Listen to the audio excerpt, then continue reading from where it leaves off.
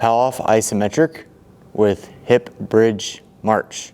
So we're gonna go through a couple different options within that bridge, but as you saw in that intro video, I simply am on my back with the resistance band anchored off to the side.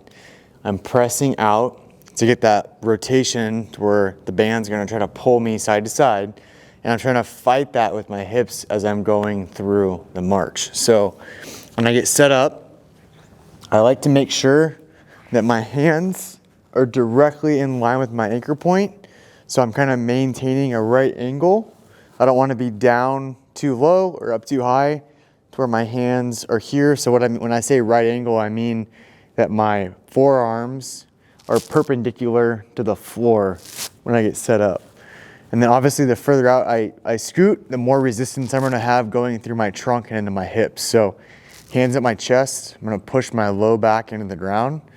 I'm gonna press out, I'm gonna bridge, and then I'm gonna do a march. Now these are the variations that we can do. So we can hold the bridge at the top, right? So if I'm holding the bridge at the top, then I can do a march out of that hip bridge position.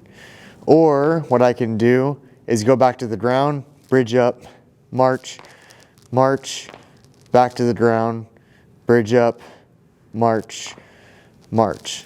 That way it gives us a little bit more of a rep count where we're going in and out of a bridge position, and that will typically be depicted on your programming. The thing that you need to be mindful of here is that when you go from the floor into that bridge position, you don't lose all your tension and start arching your back, and you don't want to be swaying side to side a ton. You saw me in the video, I had to adjust a little bit there, where I had to scoot in because there was too much resistance, and if I picked my leg up with that amount of resistance, it was gonna cause my hip bones to really dip and drop.